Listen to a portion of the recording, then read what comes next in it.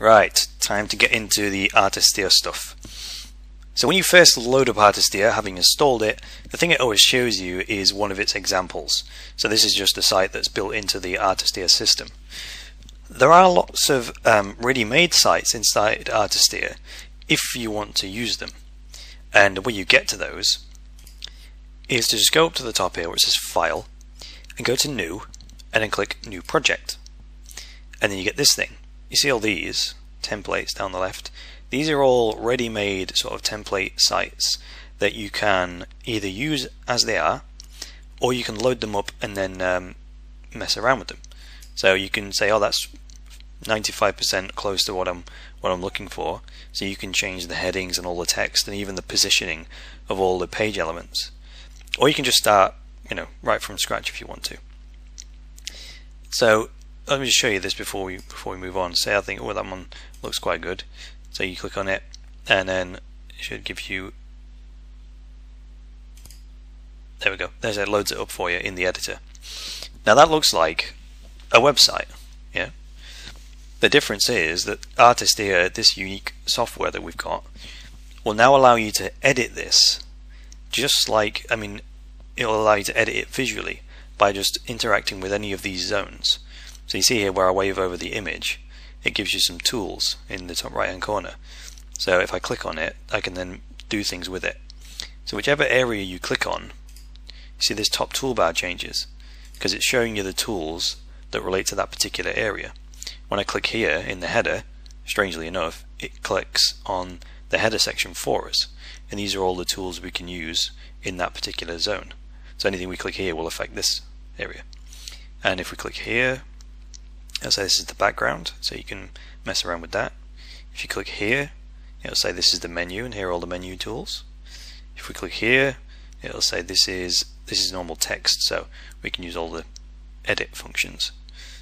And we can scroll down even further, click here, this is also a text area, this is also a text area, and it actually tells you what's happening here, that this text I'm clicking on is a heading 3, which is a particular size and a particular font, and the same there. If you click there, like, so what font is that? It's just a normal paragraph. It's Arial font, it's 13, what's that one? Same old thing, right? And you see here it's got a bullet point list selected. Now the absolute beauty of Artisteer is that it has this suggestion feature. So if you go up to the top left here and click on Home, this bit controls the vast majority of things in one place, and as you go through the specific areas you can tweak the details. So if you go to the Home button and then click this button which says Suggest Design, what it'll do is it'll just randomly suggest a collection of all the different page elements. So it'll suggest a heading, it'll generate a new menu, it'll generate a new page content and layout and all kind of stuff. So let me show you this. If you hit this and you give it a second, it's just going to randomly select all these page elements, but it's not going to do it so randomly that you end up with a red header and a pink body. It's smart enough to know what colors go with what. It's smart enough to know the guidelines that you want. So that's an absolute unique design. Because there's so many things you can change, like the background to this heading, the font, the size, menu position, all this stuff.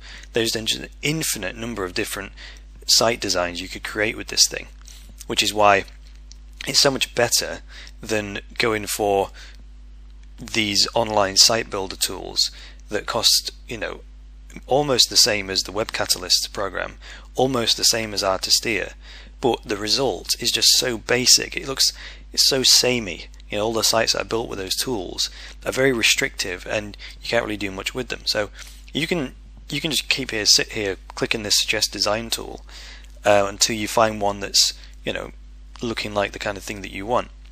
So I've just clicked it again there, and you give it a second. It's doing lots and lots of calculations, so it might take a second, but eventually it will give us another design completely. Right, there's another one, right? So say you think, okay, that one's pretty close to what I wanted. You can now just start interacting with it by clicking on the menu button and say I want to change the position of the menu. And the other beauty about Artisteer is you can just wave over an option, wait a second, and it'll actually show you what that would look like. So this is without menu. Wave over the next one, outside sheet. So that's like that. Wave over the next one. Don't quite like that one. Let's have a look at the next one. So that's space above menu, space below the menu, and then the main content.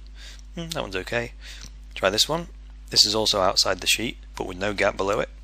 Next one is inside the sheet. Right, this is the one we started with, actually, which is there. Let's try another one. Let's have a look at this one.